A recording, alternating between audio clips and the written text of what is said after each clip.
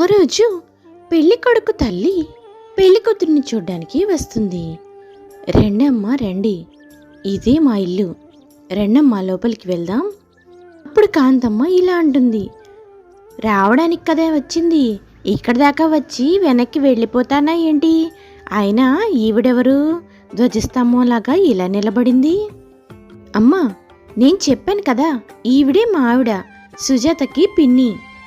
అమ్మాయి, ఇంటికి వచ్చిన మనుషులకి మర్యాదలు చేయడం ఏం తెలీదా? ఎందుకలా బిగుసుకుపోయి నుంచున్నావు? బాగున్నారా పిన్ని గారు అని అడిగితే నీ సొమ్మేమన్నా పోతుందా ఏంటి?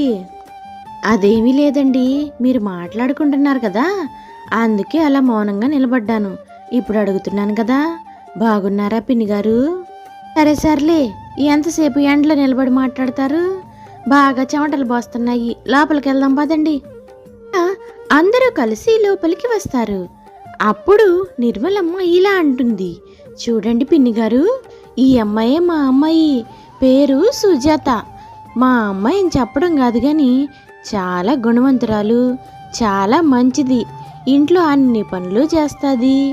ఇంకా మీరేమన్నా అడగదలుచుకుంటే అడగండి అమ్మా. ఏ మీ అమ్మాయికి నోరులేదా ఏంటి నిర్మల? అన్నీ నువ్వే మాట్లాడుతున్నావు, అమ్మాయికి మాట్లాడే అవకాశం ఇవ్వు. ఏమ్మా, ఇంత సడన్గా పెళ్ళంటే నీకు పెళ్లి చేసుకోవడానికి ఇష్టమేనా? మా అబ్బాయిని అసలు నువ్వు చూడలేదు, మరి నువ్వు ఈ పెళ్ళికి సమ్మతమేనా? చెప్పమ్మా, నీ పేరేంటి? అలా అడుగుతున్నారేంటండి? ఆ అమ్మాయికి సొంతంగా ఇష్టాలంటూ ఏం ఉండవు. అమ్మాయి వాళ్ళ బాబాయ్ అట్టా చెబితే అట్టాగే ఉంటుంది. పిన్ని మాటలన్నీ కాదమ్మా, నువ్వు చెప్పు, నీ నోటి నుంచి నేను వినాలి. నా పేరు సుజాత అండి, నాకు ఈ పెళ్లి చేసుకోవడం ఇష్టమే. మా బాబాయ్ పిన్ని నా మంచి కోరుకుంటారు కానీ నా చెడైతే కోరుకోరు కదా. వాళ్ళు నా జీవితాన్ని ఎలా నిర్ణయిస్తే నేను ఆ మార్గంలోనే వెళ్తాను. ఖచ్చితంగా ఇట్టండి అమ్మాయి నా ఇంటికి కోడలుగా రావాలని నేను అనుకున్నానమ్మా. అట్టాగే నువ్వు నా కోడలుగా దొరికావు కాబట్టి నువ్వు నాకు బాగా నచ్చేసావు. మా అబ్బాయి ప్రేమించాను, ఏదో పెళ్లిలో చూశాను అంటే ఏమో అనుకున్నాను. నువ్వింత అందంగా పద్ధతిగా ఉన్నావు కాబట్టి మా వాడికి నచ్చావు, లేకపోతే మా వాడికి ఎవరో ఒక పట్టాన్ని నచ్చరమ్మా. నిర్మలమ్మ ఇంట్లో నుంచి బయటికి వస్తుంది.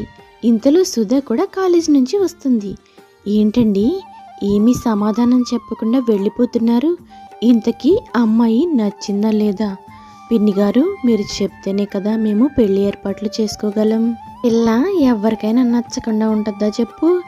ఆ అందం, అమాయకత్వం, అణుకువ పిల్లని చూస్తుంటేనే ముచ్చటేస్తుంది. నాకు పిల్ల బాగా నచ్చింది, తొందరగా ముహూర్తాలు పెట్టించు. అయినా కానీ ఈ ప్యాంటు షర్ట్ వేసుకుని మగరాయిలాగుందే, ఈ అమ్మాయి ఎవరు? మీ ఇంటికి ఎందుకు వచ్చిందయ్యా? పిన్ని గారు, ఈ అమ్మాయి నా కూతురు, అదే నా సొంత కూతురు. తను కాలేజీకి వెళ్ళి ఇప్పుడే వచ్చింది. ఏమయ్యా, నేను ఒక మాట అంటాను, తప్పుగా అనుకో మాకు. నీ అన్న కూతుర్ని అంత మంచిగా అంత పద్ధతిగా పెంచావే, మరి నీ కూతుర్ని ఎందుకు ఇట్ట గాలికి వదిలేసావు? ఆ బట్టలేంది, ఆ అవతారం ఏంది, ఆ జుట్టేంది? ఆడపిల్ల లక్షణాలు ఒక్కటైనా ఉన్నాయా? ఈ అమ్మాయిని ఇంకొకసారి నా కళ్ళకి కనపడొద్దని చెప్పు. ఈ అమ్మాయిని చూస్తుంటేనే నాకు చాలా కోపంగా ఉంది. అలాగే పిన్ని గారు, తను కొంచెం గారాబంగా పెరిగిన పిల్ల, అంతేగాని మా అమ్మాయి కూడా చాలా మంచిదే. చిన్న చిన్నగా తను కూడా మన అలవాట్లన్నీ నేర్చుకుంటుందిలేండి. సరేనయ్యా, నేను ముహూర్తాలు పెట్టి ఫోన్ చేస్తాను, పెళ్లి ఖర్చులన్నీ మేమే పెట్టుకుంటాము. నువ్వేమీ అప్పులు చేసి ఇబ్బంది పడాల్సిన అవసరంలే. పిల్ల మాకు బాగా నచ్చింది అని కాంతమ్మ వెళ్ళిపోతుంది. ఏమైంది బేబీ, అలా ఉన్నావు? నాతో చెప్పు. ఏంటమ్మా నీతో చెప్పేది? నీ ముందే కదా ఆవిడ నన్ను అంతలేసి మాటలంది, అయినా కానీ నువ్వు ఆవిడ ముందు మౌనంగా నిలబడి ఇప్పుడు ఏమైంది బేబీ అని సైలెంట్గా అడుగుతున్నావా? ఆవిడికి నువ్వు బుద్ధి చెప్పాల్సిన అవసరం లేదా? చూడు బేబీ, మనం ఆవిడతో గొడవ పడాల్సినంత అవసరమేమీ లేదు. నేను ఒక ప్లాన్లో ఉన్నాను, ఆ ప్లాన్లో భాగంగానే ఆవిడ్ని మనం మంచి చేసుకోవాలి, అంతేగాని గొడవలు పెట్టుకుంటే మనకేమొస్తుంది చెప్పు? ఏమోనమ్మా, నువ్వు నీ ప్లాన్లు నాకేమీ అర్థం కావు. అనవసరమైన వాళ్ళ చేత మనం ఎందుకు మాటలు పడాలో కూడా నాకు అర్థం కావడం లేదు. ఒకరోజు నిర్మలమ్మతో భర్త ఇలా అంటాడు, చూడు నిర్మల, నువ్వు కనుక సుజాత పెళ్లి చెడగొట్టడానికి ఎలాంటి ప్రయత్నాలు చేసినా సరే నీకు మర్యాదగా ఉండదు. నాలోని కోపాన్ని నువ్వు ఈరోజు ఖచ్చితంగా చూస్తావు.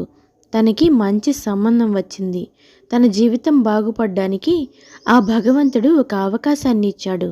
ఈ అవకాశాన్ని నేను వినియోగించాలి అనుకుంటున్నాను. తన జీవితంలో నీ జోక్యం ఇంకా అనవసరం. తన గురించి నువ్వేమీ పట్టించుకోవద్దు. అయ్యో రామా, తల్లి లేకపోయినా ఇన్నాళ్ళు తల్లిగా పెంచినందుకు నాకు బాగా బుద్ధొచ్చేటట్టు చేసావయ్యా. నీ ఇష్టం వచ్చినట్టు మాట్లాడి నన్ను మాత్రం బాగా బాధ పెట్టావు. అయినా నువ్వు వద్దన్న తర్వాత నేనేం సిగ్గు లేకుండా దాని గురించి పట్టించుకుంటాననుకుంటున్నావా ఏంటి? దాని పెళ్ళి నువ్వెలా చేస్తావో అలాగే చేసుకో. నేను నా కూతురు అటువైపు కూడా రాము. ఆ తర్వాత ఒక మంచి వేళ సుజాతకి ఇంకా రమేష్కి పెళ్ళవుతుంది. అక్కడ ఉన్న ఇల్లు దర్ప అన్నీ చూసి నిర్మలమ్మ ఇంకా సుధా నోరెళ్ళబెడతారు. అక్కడ ఇల్లు ఇంద్రభవనంలా ఉంది. అక్కడ అడుగడికి పనివాళ్ళున్నారు. ఇదంతా చూసిన నిర్మలమ్మ సుధా ఇంకా అదే మాయలో ఉన్నారు.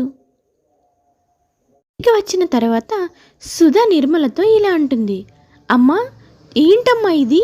అది నాకన్నా చిన్నది, నాతో పాటు ఇక్కడ పని మనిషిలా పెరిగింది. అలాంటి దానికి అంత రాజభోగమా? అలాంటి ఇంటికి అది కోడలిగా వెళ్ళటమా? ఏంటమ్మా ఇది? అది ఎప్పుడైనా నాకన్నా తక్కువగా ఉండాలే కానీ ఎక్కువగా ఉండకూడదని కోరుకున్నాను. ఈరోజు అది నాకు అందనంత ఎత్తులో ఉంది. నువ్వేమీ బాధపడకు బేబీ, నేను దీనికి ఒక సొల్యూషన్ ఆలోచించాను. నువ్వు కూడా దాంతో సమానంగా అంతే ఆస్తికి వారసురాలు అవుతావు. నువ్వు ఊరుకోమ్మా, ఆశకు కూడా హద్దుండాలి. ఎప్పుడు గాలిలో మెడలు కడుతూ ఉంటావు. దానికంటే అనుకోకుండా అదృష్టం కలిసొచ్చింది కాబట్టి అంత పెద్ద ఇంటికి కోడలిగా వెళ్ళింది. మరి నాకేం జరుగుతుంది అంత గొప్పగా? నువ్వలా చూస్తూ ఉండు బేబీ. నేను ఆల్రెడీ నీకేం జరగబోతుందనేది ముందే ఆలోచించి పెట్టాను. కానీ అది నీకు సస్పెన్స్. కాకపోతే నువ్వు ఒక పని చేయాలి. కొన్నాళ్ళు మీ అక్కకు తోడుగా మీ అక్క దగ్గర ఆ ఇంద్రభవనం లాంటి ఇంట్లో ఉండాలి. నేను మాట్లాడతాను. సుజాత ఒక్కటే ఉండలేదని, తనకి తోడు సుధా వెళ్తుంది అని. నువ్వు అక్కడికి వెళ్ళి కొద్ది రోజులు ఉంటే చాలు. అప్పుడు అక్కడ ఏం చేయాలనేది నేను నీకు వివరంగా చెప్తాను. ఏం మాట్లాడుతున్నావమ్మా?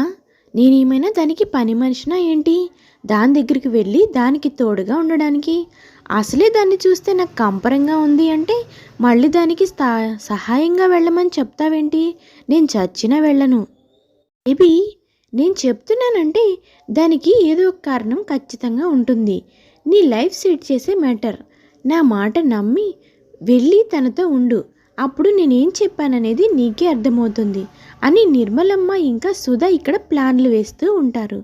తర్వాత భాగంలో ఏం జరుగుతుందో తెలుసుకుందాం.